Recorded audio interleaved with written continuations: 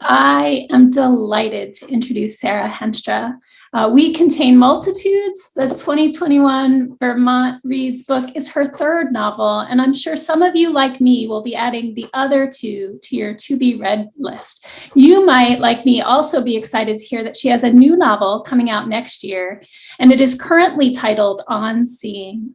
In her free time, Sarah is a professor of English literature and creative writing at Ryerson University in Canada. Thank you so much for joining us today, Sarah.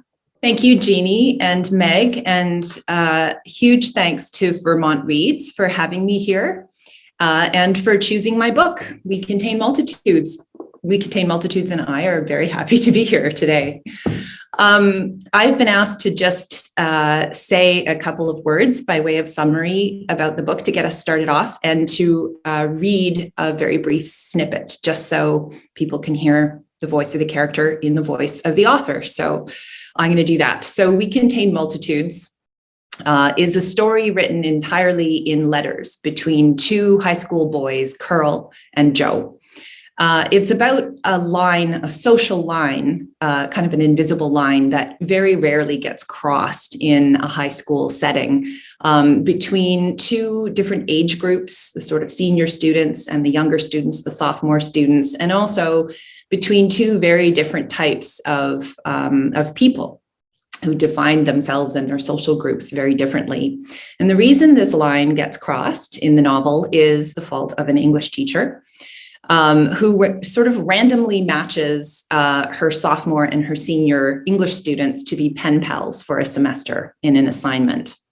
And at first, Joe and Curl, who are strangers at the outset, who don't know each other, are quite guarded in their letters to each other. Well, at least Curl is guarded. Joe is sort of an open book, although he's an open book when it comes to projecting the type of persona he wants to project, the type of image he wants to project. He's a poetry lover, he's openly gay, he's completely impatient with the petty, sort of social politics of the school.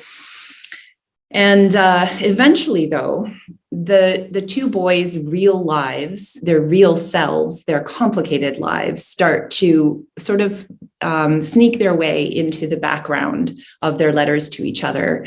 And eventually they find themselves opening up to each other and eventually developing feelings for one another. And then they have to make decisions about how they want to act on those feelings. So I'd like to read two very brief letters from the book. They're both from Curl, addressed to Joe. And the first one is from Thursday, September 17th. And there was an assignment that was suggested from the teacher, which is to write about a hero in your life, someone you consider a hero.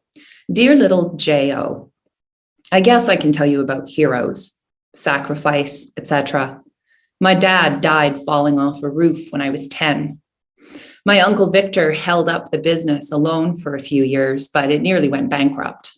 So my brother Sylvan quit his job and went to work for him full time. He was 20 or 21 by then and halfway through his electrician's training, but he just dropped everything. You should see his shitty apartment.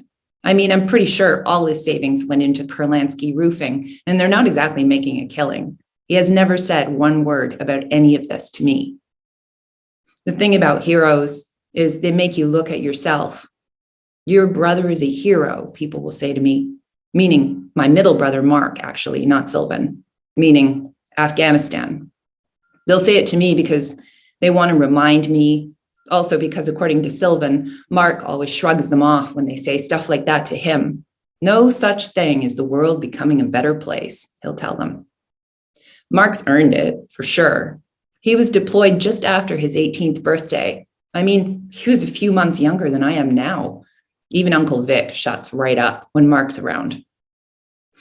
I don't know about those poems you keep sending me. That last one, especially, I dilate you with tremendous breath or whatever. I don't know if Walt Whitman is really who you want to model yourself after. I have to say, he comes across as sort of a douche. I could do without all the poems. The thing about heroes is that they ask you without asking, what about you? What are you waiting for? I would have to tell them, I'm actually waiting for nothing. Sincerely, Adam Kurlansky. And then the second letter, also by Curl, is from Sunday, June 12th, the other end of the school year. Dear little Joe, the summer before my father died, there was a family picnic down at the river. Sylvan had his own car by then, and one of Sylvan's friends was there with his truck, and Uncle Victor in the company van. I remember that for some reason, they parked all the vehicles in the gravel lot with their noses together like bison. My dad cooked sausages and steaks on the barbecue. I remember swimming with the sun getting low and the green water sparkling in its shallows. Later, the supper smells died under the wood smoke. Sylvan's friends played Zeppelin on his car stereo, and Dad and Uncle Vic stacked the fire against the cold. Our towels drying on the bushes. Uncle Vic pinched a mosquito on his arm and licked off the blood off his fingers. He was just Uncle Vic to me then, nothing but a shadow in the background of my father. Night, fire, music, the dirt cold under my butt, my face warm against Dad's knee, my head joggling as he kept the beat with his toes. I remember his bare shins were hot under my hand from the close by flames. And I was happy, so happy. I mean, I was young. I was way younger than my brothers. All I knew was that there were these men around me, these strong Kurlansky men surrounding me who would always be there, I thought, who would keep me safe, show me the way. Sincerely, AK. Okay, so let's get to talking. I am so excited to introduce our student panelists. They are amazing, and they're going to join Sarah in conversation about the book and about herself as a writer and herself as a human. So Audrey is joining us from Middlebury Union High School, where she's in 10th grade. Maya is a 9th grader at North Country Union High School. Basil is an 11th grader at Middlebury Union High School. And then Jack is joining us from Green Mountain Union High School, and he's also in 9th grade. And he'll have our first question for Sarah. Welcome, students. Hi. I just wanted to say welcome to Vermont, and I wanted to know how your visit was so far. Thanks, Jack. Vermont is great. And thanks to I'm sitting in the brand new South Burlington, Vermont library, and it's there's floor to ceiling windows in this room. It's absolutely beautiful. Highly encourage everyone to pay a visit here. And libraries are one of my favorite places. So far, we've taken a little road trip up to Hardwick in the Northeast Kingdom. I'm not sure why it's called a kingdom. I don't think you guys have a king, but it's nice and romantic. And it's beautiful. It's a lot like Toronto, where I'm from, in terms of the weather. You guys are sort of just starting to have a little bit of springtime, just like we are in Toronto. But you have mountains, so you win, because they're absolutely beautiful. I'm having a great time so far. I'm really glad. And so growing up, who were some of the authors you read, and do you think that they impacted your writing style? Oh, that's a great question. Growing up, I read pretty much everything I could get my hands on. I grew up in a pretty privileged white middle-class community, had a very stable, safe childhood, but it was a pretty small community. It was a Dutch immigrant community, and we sort of kept to ourselves in our church and our schools, our private schools. So I always had the idea that real life was happening somewhere else, not in my classroom, and not in my Sunday school, and not in my parents' home. So I read all the regular stuff, which at the time was everything from the Black Stallion books to David Eddings' fantasy, big epic sci-fi fantasy novels. I read all kinds of series. I read a lot of sci-fi and fantasy, especially in high school. I had a really good friend named Richard who was kind of like my sci-fi curator. He would hand books to me every time I was done one. He'd be like, "Oh, now you're ready for Ray Bradbury," and I'd read that. I also read a lot of sort of what were considered inappropriate adult books for as much as I could. Books like Erica Young's Fear of Flying, which was like this 60s sexual freedom sort of manifesto book that was very popular, mostly because my parents told me they weren't appropriate. And I wanted to know what, as I said, what was out there in the real world. So I was a very curiosity-driven reader as a teen. And I was known to wrap my books inside other books so that I wouldn't get caught reading certain things. And yeah, of course, my reading influenced me like crazy in terms of what I write now. The types of stories that I loved the most were the ones that really went deepest into the sort of secret or not right away apparent motivations of the characters.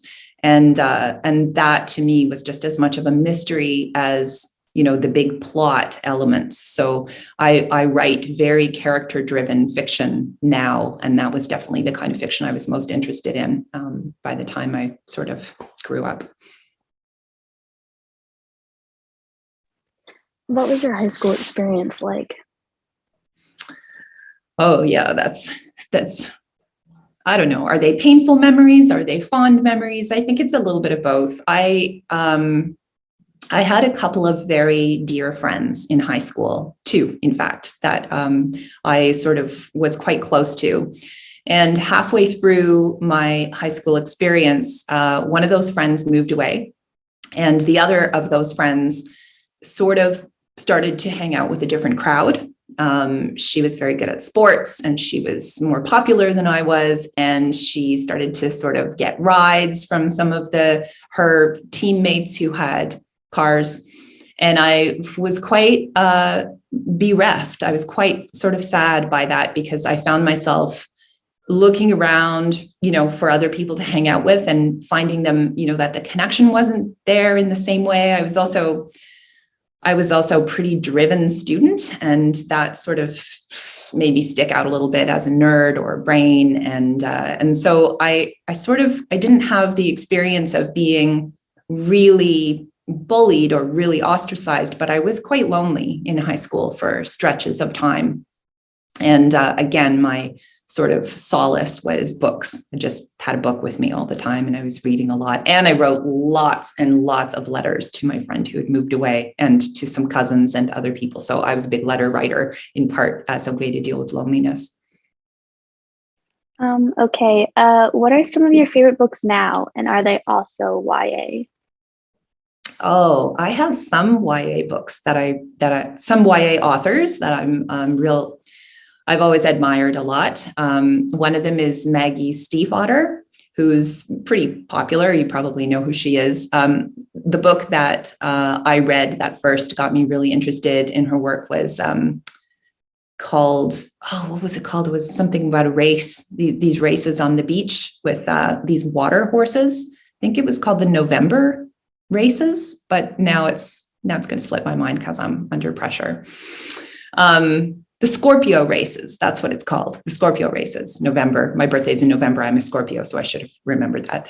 And then also her Raven Boys series, I found really enchanting in terms of the world building and the sort of background. I love Madeleine L'Engle. I love, of course, I'm a huge fan of Tolkien. Everything Tolkien ever wrote, including his more difficult books, not just Lord of the Rings, but the Silmarillion and all these strange academic sounding fantasy books that no one ever gets all the way through. I'm also a big fan of the Canadian poet Anne Carson. She's a very, very smart professor of classics. She teaches Greek mythology, and she also speaks Greek and translates it. So she's translated a bunch of Greek mythology, but in a super strange way because she's an award-winning poet as well. And so she's the author that I turn to whenever, you know, I'm writing something and I'm feeling stuck and I don't really know where to go. And her work is so strange that it's not like I could ever write like her, but I find it sets something free in my brain whenever I turn to Anne Carson's work. And if you're ever interested in reading anything by her, I recommend starting with her book, The Autobiography of Red, which is a retelling of a Greek myth. It's really good. When you write, do you take any real life moments and implement them into your stories? All the time. I'm a total magpie when it comes to certain turns of phrase or certain details, certain types of conflict or interaction. I could call it magpie or maybe call it vampire. I don't know what some of the people in my life would be like, man, I can't say anything around you because it's going to end up in a novel. I don't write from real life in the sense of writing memoir or writing nonfiction, because what I do is take little details that strike me in certain ways, little turns of phrase or images or the way a person carries themselves. And it kind of all goes into the big stew pot of my fiction so that when it comes out on the other side, it's probably the case that nobody in my life is going to recognize themselves in anything I've written. And no one's going to be like, I had that conversation with her. But there might be certain moments like that because I have been known to lift, lines of dialogue from people I've actually talked to. We know you draw inspiration. We know you drew inspiration from Prince and Walt Whitman for We Contain Multitudes. Are there any other writers or artists that you draw inspiration from, and why? You mean for writing this novel specifically? Just in general, or this novel. Yeah. Well, as I already said, Anne Carson, for sure, I draw a lot of inspiration from. It's funny, when I'm writing a new book, I think when I'm writing the first draft of a new book, which I try to do quite quickly, I write first drafts pretty fast. I read less during those periods. It's almost as though I need to kind of keep the flow going in only one direction. And if I take in too much, I sort of get slowed down or stopped. But so I often find myself reading whatever I can find that's quite different from fiction and quite different from the type of fiction that I'm writing. Or I'll watch lots of movies, in the course of writing a book, like just a different genre.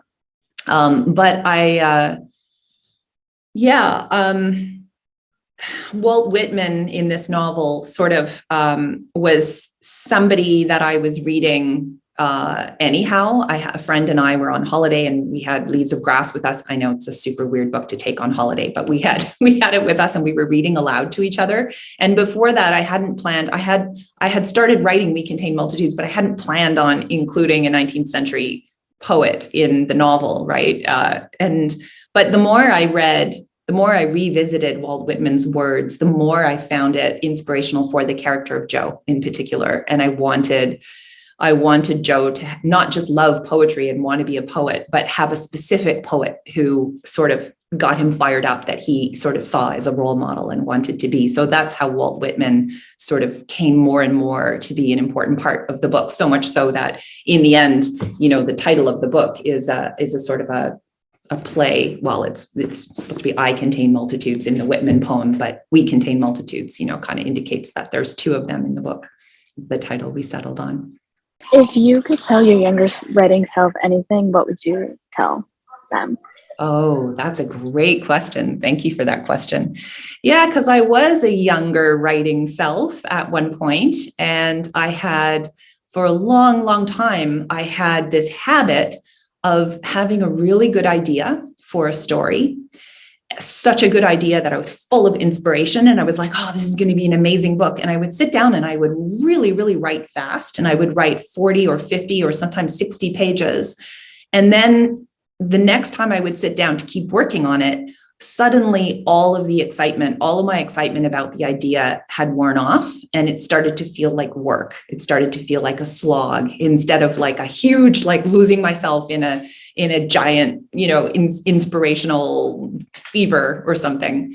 And as soon as that happened, as soon as I showed up a few times to my writing desk and it started to feel kind of boring and kind of difficult, I would decide that the idea hadn't been a good enough idea, and that I'd be like, oh, I guess it wasn't as genius of an idea as I thought.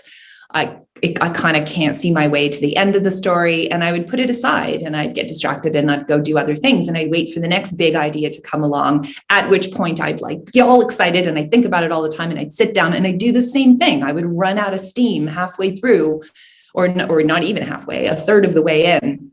And again, decide, oh, it still isn't my big idea. It's not enough to push me through a whole book.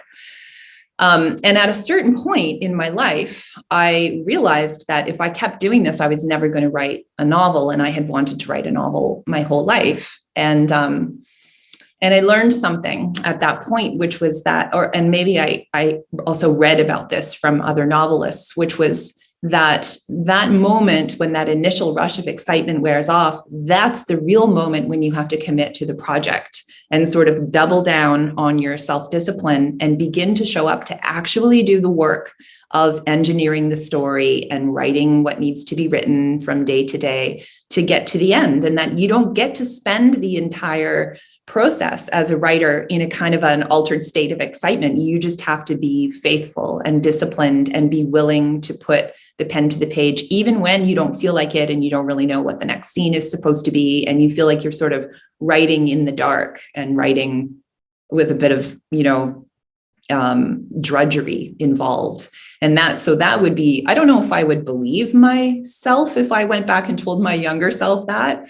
But I think that was a really big turning point for me, was realizing that, and let me just say one other piece of advice, because this is, I think, I really wish I'd known this earlier, which is that when life gets in the way and you don't have time to write for a few weeks and you're losing the thread a little bit and you think, oh, I have to wait until summer holidays to write this book. I can't concentrate on it right now, or I have to wait till I have a week off and then I'll work on it.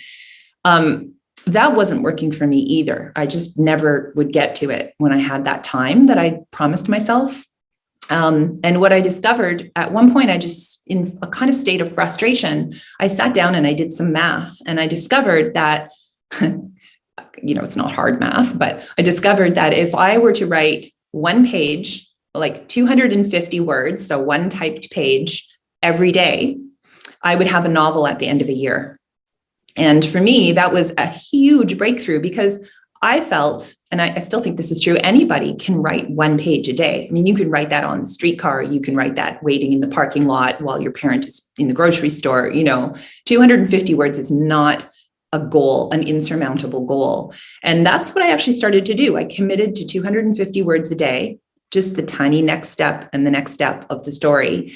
And some days it was going well and I wrote way more than 250 words, but that remained my goal. Every day, that was I could walk away and feel good if I wrote my 250 words. And it worked. It worked for me because that year I wrote a novel. And since then, my writing practice has picked up, and I'm actually producing books, and they don't happen in a couple of months. But then again, I wasn't writing any books year after year before that. So the magical power of slow accumulation is another thing I wish I had been able to introduce to my younger writer self. That advice was great for writers in the audience. Did you have like a specific vision in mind when you were starting the book? Because I know certain authors have a scene that they look forward to writing while they're writing like the beginning stages or whatever. Did you have a specific scene like that? That's a great question. Yeah, think back to the exciting. Yeah, I did. It was two things. The impulse that started me writing this book was a kind of a dare to myself, like a storytelling dare, which was, can I take these two lives of these two characters and the whole plot arc and the whole story and funnel it through this very, very narrow storytelling technique of the letters, right? You don't get any diary entries. You don't have a narrator looking from the outside, describing these two boys from objectively. All you get is what they are willing to share on the page with each other from the word go. So that was sort of where I started, was this almost like abstract kind of challenge to myself. Because I kind of thought, nah, I won't be able to get away with it. I'm going to start that way, but at a certain point, I'm going to have to start introducing texts or Shayna's, the sister's perspective. Someone else is going to have to weigh in. This story is not going to have any air. It's just going to feel like you're in a goldfish bowl, you know. But the more I got into the story, the more the challenge felt kind of juicy and interesting to me. And so I kept just jamming more and more of the story into these letters to see what I could get away with, right? And in terms of the scene, I have to say that the scene in the first time that Curl sort of admits or sort of acts on his physical attraction to Jo, which is like this really, I don't want to spoil too much, but like, you know, the sort of turning point scene when basically they touch each other for the first time, and Curl is kind of messed up and not really in a state that he should be doing anything like that, but it's almost as though he can't bring himself to admit to himself or to Jo how he feels before that moment. That scene was in my mind for a long time as a scene to begin the book to write toward, because I knew that it was going to change everything between the two of them. And then they would have to somehow like bring that out into the conversation through their letters after that. They couldn't not talk about that, right? So I had that scene in mind, and I had in mind the sort of aftermath of that scene where Curl was going to stop writing and Jo was going to be like, hello, I'm sorry I said anything. What's going, you know, that sort of moment where it kind of spirals into like, now what are we going to do? Because he's not writing letters. Yeah. And that was sort of my initial sort of goal, like the place I was writing to when I started, which is sort of the end of Act 1 of the story, you know, if you think about it as a 3-act play or something. I can't imagine this book without Walt Whitman. What do you think this book would have looked like if you hadn't been reading Leaves of Grass on holiday? Honestly, I think I would have had to find another poet for Jo. Because once I knew that Jo, I didn't know Jo. Yeah, no, I did. I knew that Jo was going to be into poetry, and because poetry is such a it's such an atypical thing for, a sophomore in high school to be into. And I wanted him to be into something really atypical like that, that most people would be like, of all things, maybe, I don't know what else. Right now, I have to say I have I go down these little rabbit holes of like curiosity, and it has to do with having a writer's brain. And right now, my latest one is perfume. Like, it's totally random, and it only started 6 months ago, and I'm like researching the history of perfume, and I'm ordering samples, and I'm like totally crazy over learning anyway, sidebar. But I wanted Jo to have something like that like sets him apart, and just like some weird preoccupation that he wants to talk about with somebody, and nobody wants to. It's kind of like nobody wants to talk to me about perfume. I'm like, smell this, and they're like, ew, get it away from me, right? So I wanted Jo to have something like that, some kind of obsession that he can't wait to find somebody almost to evangelize to, right? And poetry makes sense because in a novel, you can quote bits of poetry and, it's textual. Whereas perfume, it would be hard to obviously just hand out samples with the books or something. And so if it hadn't been Walt Whitman, another poet would have come along really fast and fit into that slot. But, I think Whitman is kind of perfect because I didn't plan on having Jo dress like, I think I had in mind that he'd have a strange style, but as soon as Walt Whitman came in, I was like, oh, he's going to dress like he's like in the 19th century with, heritage tweeds and that kind of thing. So that was fun to sort of slot in the Walt Whitman details. But yeah, it had to be a romantic poet. It had to be someone who celebrates the body, like things that would make high school typical. I don't know. This is probably just a cliche of mine or a memory of me in high school, but that kind of stuff would have made me squirm so bad if people were, asking me to read poetry about celebrating the body and rolling around in the grass and talking about each other's feet and stuff like that, right? And so it was a way of kind of busting through what's acceptable to talk about, and just find a way of, I guess, celebrating life in different terms, you know? Okay. Was there a connection between you choosing to write the book in epistolary form and you writing a lot of letters while you felt isolated in high school to your friend and your family? Yeah, I think so. Letters for me were and are a big form of self-expression, and I would say also, I kept a journal as well, but there's a difference between talking to yourself privately in writing, writing for yourself privately, and what's the word? I don't know, trying to express who you are to somebody else. It's still a relatively private setting when you're just writing to one person, especially when you're writing to a dear friend or someone you trust. But you still are crafting a character for yourself. You're crafting a persona that you're presenting, the way that you say how your day went, the way you say how you felt about it, the way you describe other people. You're characterizing others and you're characterizing yourself while you do that. And so I think letter writing was a formative thing for me in developing my own sense of self, learning how to talk about myself as somebody in a bigger story. And I was interested in the possibilities of two very different people undergoing that process through writing letters to each other. What would it be like to start to develop a kind of character for yourself in your letters, right? And I think you can really see both the characters do that, and maybe Curl especially, who, Joe seems kind of used to talking about himself in grandiose terms or flowering terms. This is what I'm like. He sort of likes to declare things about himself and his thoughts and his opinions.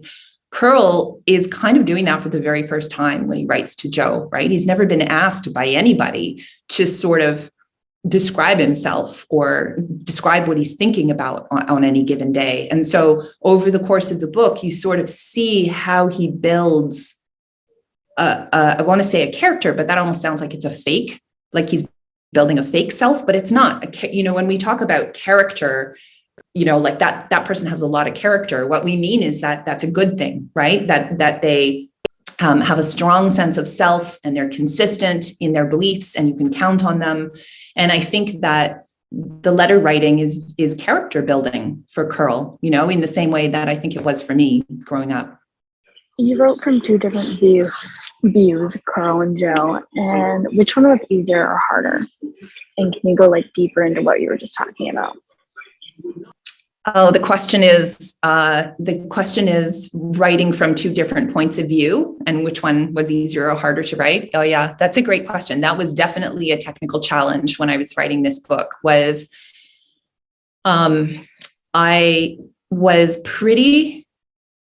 A lot of Joe's letters stayed pretty close to the way they were in the first draft. So I feel like I definitely got Joe's voice first.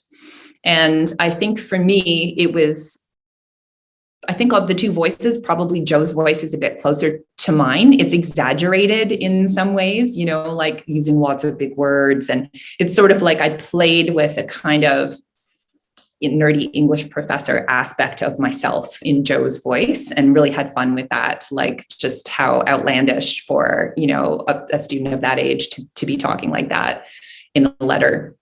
Curl, I knew I wanted Curl's voice to be very different. And in my first draft, I knew I didn't have it right. I knew I wasn't, I just didn't have the rhythm of his voice and the types of phrasing that he would come back to over and over again. And so my second draft, was shifting a lot of the action around and changing the pacing, but really I was focused the second time around on Curl. In fact, if I recall correctly, my second draft was only Curl's letters. I just ignored Joe's whole side and just worked on what I described before, that development of Curl's voice from being pretty guarded and pretty sort of monosyllabic, slowly toward being a little bit more expressive. And also, I do this all the time for my characters, eventually, not in the first draft, but eventually. But with Curl, it was really important. I kind of created a style sheet for him, like certain turns of phrases that he always used and certain, types of like just the cadences in his way of speaking, and even like the topics that he's sort of obsessed with, like what types of metaphor, if he's going to use a metaphor or a simile, what is his frame of reference, right? And so it was like pretty technical, actually, the way that I tracked that with Curl is into nature and science, and he's into like war stuff, explosions and incendiary devices. Like these are the things he's been reading about online, you know, and partly as a result of some of his PTSD from his own life. But he's, so finding consistency in Curl's voice and allowing his voice to develop, that was more of a challenge for me than Joe's. But also in that way, I had a lot of fun, like sort of working and reworking that to try to get it right for Curl. Curl in Joe's story is a little bumpy. Here's one place it shows up. Joe asks his sister on page 116, if a girl is drunk, I said, and she initiates sex with a sober boy, what should the boy do? Braun eventually answers, it's a gray area. Legally speaking, if she initiates and she's clearly saying yes, yes, yes the whole time. But think about it. Would you want to have sex with someone who probably won't remember, who can probably barely even feel it? Could you talk about consent in the book a little bit? Yeah, that's a great question. And it is a topic that is really important in relation to the novel. And that conversation, actually, that you're quoting from, where Joe is troubled, you know, the next day after, and it's right after that scene that I described earlier about that sort of first scene where things go from just being letters to being a sort of an action, right, that they can't come back from without talking about, when Curl stops writing. So once Curl has stopped writing to Joe, Joe is like in kind of a tailspin about, what should I have done? How can I make this right? And that's when he reaches out to his sister, Shayna, and Shayna's friend, Braun, to ask for advice. Part of the reason that conversation is in the book is just to make sure that the book is addressing issues of consent, or just a little, without being too sort of preachy about it, to just point readers to certain moments where Joe and Curl don't get it right in terms of consent, right? Because otherwise it's tricky with YA fiction. I mean, of course, fiction is full of characters who don't behave well, right? Fiction would be pretty boring if all the characters always played by all the rules. So you want your characters to be real people and make real mistakes. And I think in young adult fiction in particular, you want your characters to be real people and make real mistakes. But there's also a sense, because young people are reading these books too, there's a kind of an added layer of responsibility on the part of the author and on the part of the publisher too, to not, insert another voice to say, by the way, this was a mistake. That's not how you should be doing, like that would ruin the book. But in as least obtrusive as a way as possible, to just flag it in some way, right? So that's the work that scene is doing that you quoted, of Joe saying, hey, you guys, in this scenario, and then the older girls just sort of setting him straight about, no, that's gross. Why would you want to do that? And then of course, Joe feels worse and he wants to talk to Curl even more urgently.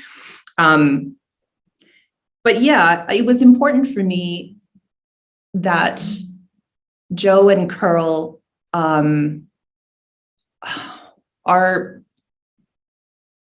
was going to say that they're willing to take risks past their own comfort zone, or past their own certainty about what's right and wrong, right? But in some cases, it's not even that they're so willing; it's that they're almost compelled to do certain things, and sometimes those things are violent, and sometimes those things are just heedless or thoughtless and need to be apologized for later. They say cruel things to each other at different times. But it was really important to me that they make those kind of mistakes, just like I made at that age, just like real people make. Because I think what really bothers me in fiction is when characters behave in too scripted a way, or too noble a way, or something like that. And for me, that always ruins it. I feel immediately like the book isn't talking to me anymore, like a real person, and I just really didn't want that to be the experience of We Contain Multitudes. I don't know if that quite answers your question about consent, but there are a number of places in the book where consent, is kind of like on the table in uncomfortable ways, So this story is like obviously not an own voices story. You are a person who is gendered as a female growing up, writing from the perspective of two young queer boys. How did you ensure that you're writing from a place of authenticity? Yeah, that's a great question. And that's something that actually, this is very close to what I was just saying a moment ago about if my characters don't make mistakes and if they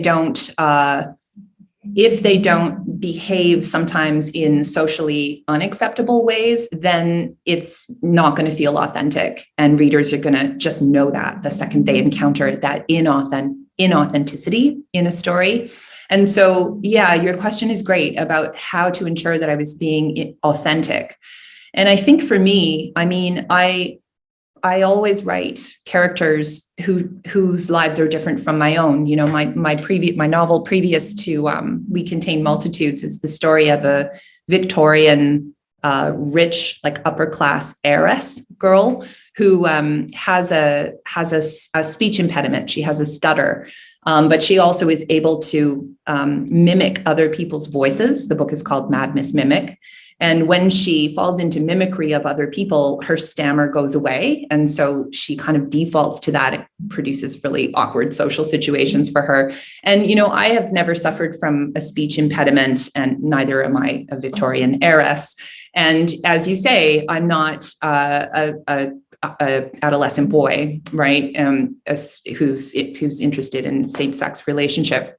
So I think for me, it's about finding the aspect of every character I write that I know well as a writer. There's this sort of advice to writers, which is write what you know. And for me, that does not mean stay in your lane and only write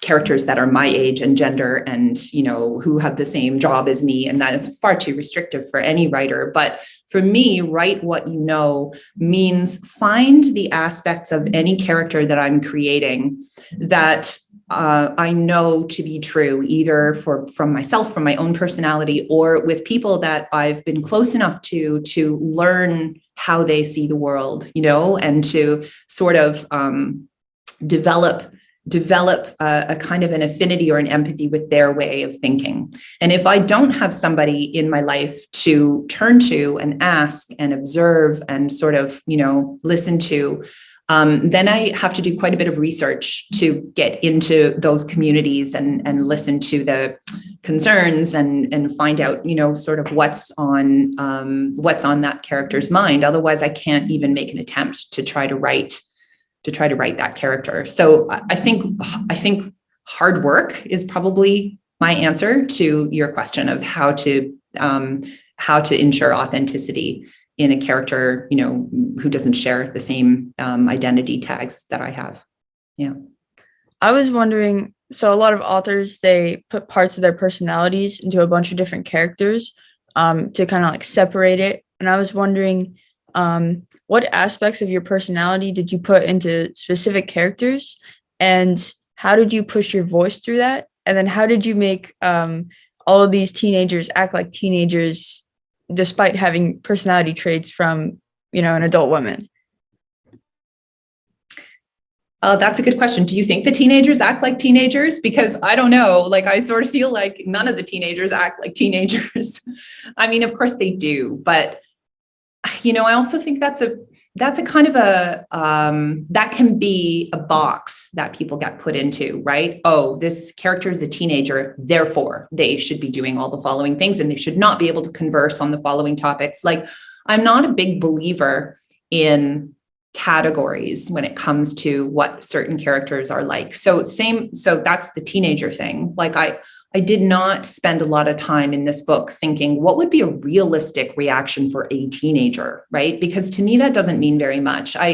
What I am more concerned about is what would be a realistic reaction for Curl, given what we know about Curl's personality. Would he do this? No, he wouldn't. That wouldn't be him, right? To be more, I guess, realistic or authentic to the character I've created, that's the box I've created. And then, of course, the character can start to bust out of their own box too. And that's part of what's exciting in a novel, is watching a character develop and change and actually transform over the course of a book. So another category in the book would be the category of parent, right? And I'm a parent, so same thing. I could be like, okay, my parenting self goes into the character of Lyle, Joe's father. But I also, my question for Lyle isn't how do I make sure Lyle is acting like a typical parent, right? Because I don't want my characters to be typical parents, typical teenagers. I want to explore what aspects of Lyle's actions and comments and, the way he's behaved can I empathize with, I guess, as the writer, and given that, then that's what helps me make him believable as the father of Joe, right? So I don't really think in categories like that, but I think you're right about putting aspects of my personality into various characters.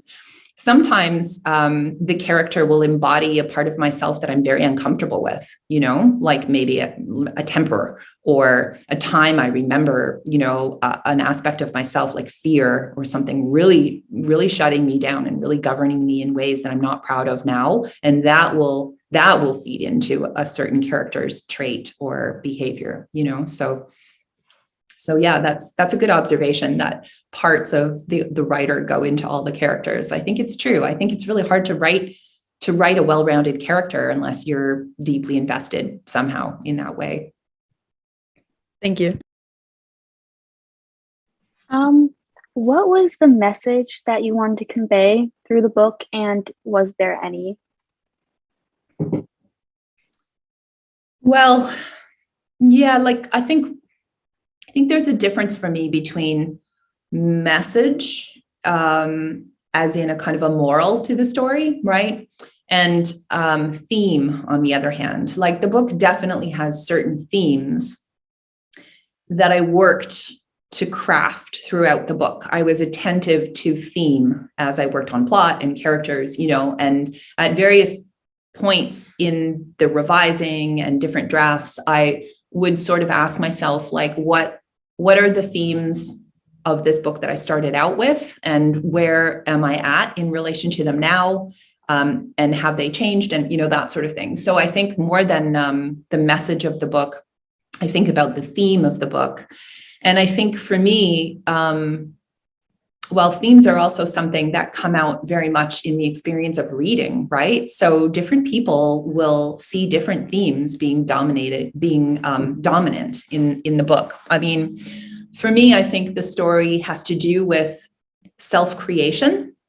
I kind of talked about this a little bit earlier about how you develop a character for yourself. That's part of growing up, right? And then that your idea of your own character gets tested and modified through different experiences in your life.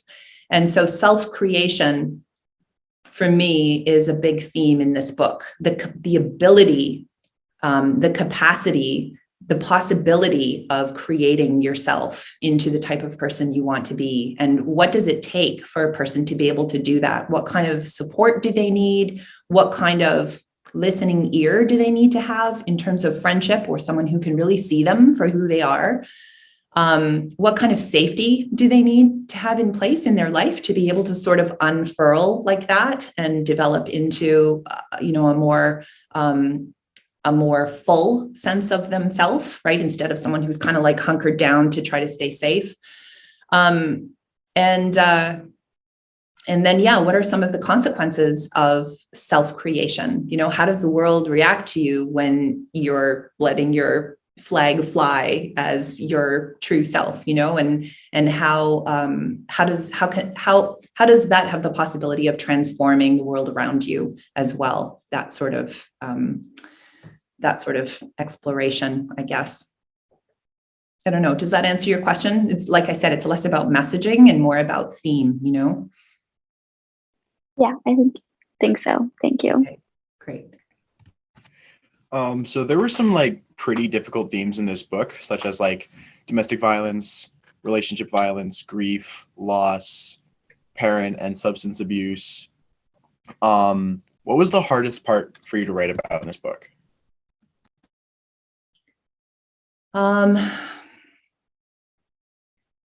Well, I think for me, the hard, if you're talking about those aspects, those sort of socially, difficult aspects, I think the hardest part for me had to do with the violence that actually emerges in the relationship between Jo and Curl, and those moments of where the line is crossed, and we're crossing over into the territory of partner violence and partner abuse, and for me, again, I knew that had to be part of their story. I knew that had to come in and interrupt, this romantic thing that was developing between the two of them, because it's part of Curl's reality and Jo's too, really, but in different ways, and that they talk about this this perfect world, this little perfect universe, or this bubble that they've created together in their letters. And they're already worried about protecting that from the outside world, but the truth is that they carry the real world and it's including its trauma within themselves already. So of course that had to come into their little universe they've created and interrupt the sort of idyllic space that they've created for themselves. And for me, that took a lot of work for me in writing the book, was how does the violence unfold between the two of them? What are the scenes of struggle and argument and fight, and how does that unfold, and how do they come back from that? And it takes them a long time to come back from that. That's sort of the initial breaking point in their relationship that then takes several months over the course of the plot for them to kind of come back around to a kind of an uneasy, but then, more robust alignment with each other. So that was where I had to spend the most energy, I would say, as a writer, sort of working and reworking those scenes and the unfolding of that. Yeah. The last question we have for you today is, what do you hope teenagers will do after reading your book? What do I hope teenagers will do?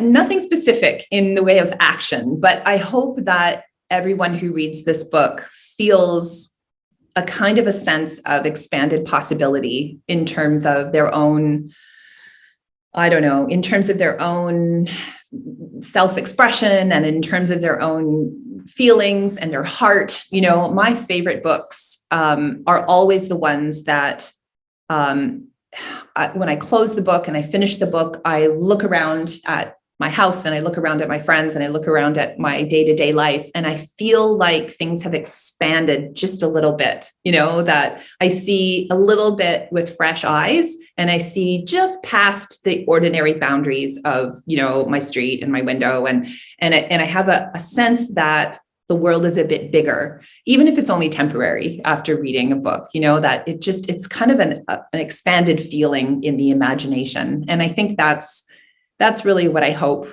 happens to people when they read this book, is that they come away with that sort of, I don't even know how to describe that feeling. I get it all the time when I encounter a book that really connects with me, and I feel sort of reflected in the book and seen by the book. I just feel like the world is a bigger place after I finish reading it. So that's my hope.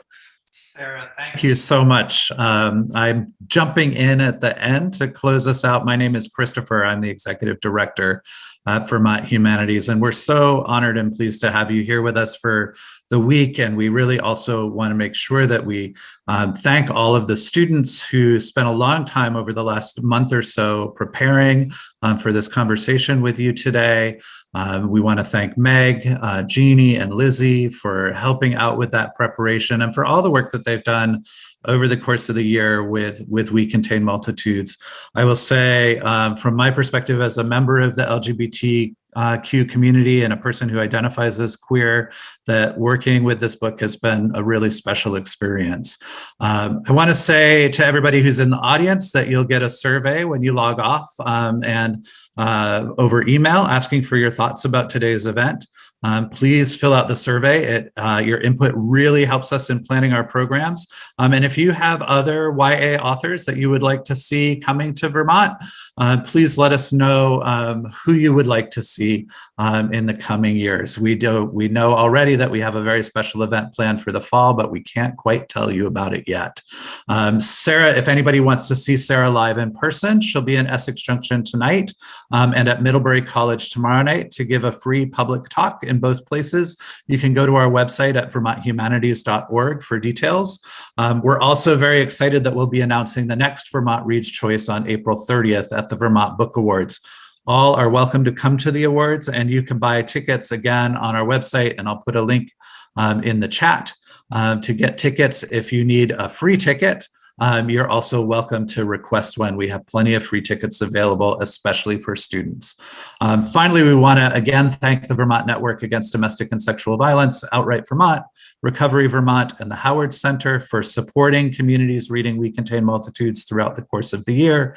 The survey email that you'll get includes links to the resources that those groups put together. And you're welcome to invite any of them to come to your community or your school and talk further about the issues in the book. We have honoraria available to help pay for that. Finally, to close us out, I'd like to again thank the Vermont Department of Libraries, the Vermont School Library Association, the Vermont Library Association, the Institute of Museum and Library Services, Partnerships for Literacy and Learning, Middlebury College, and the Andrew W. Mellon Foundation for helping to make this event possible. We hope to see you again very soon at another Vermont Reads event. Thank you for joining us this morning. Can I just also jump in to say a huge thank you again to Audrey and Jack and Maya and Basil for the fantastic questions. It was really juicy conversation, and I really, really appreciate the great questions. Thank you.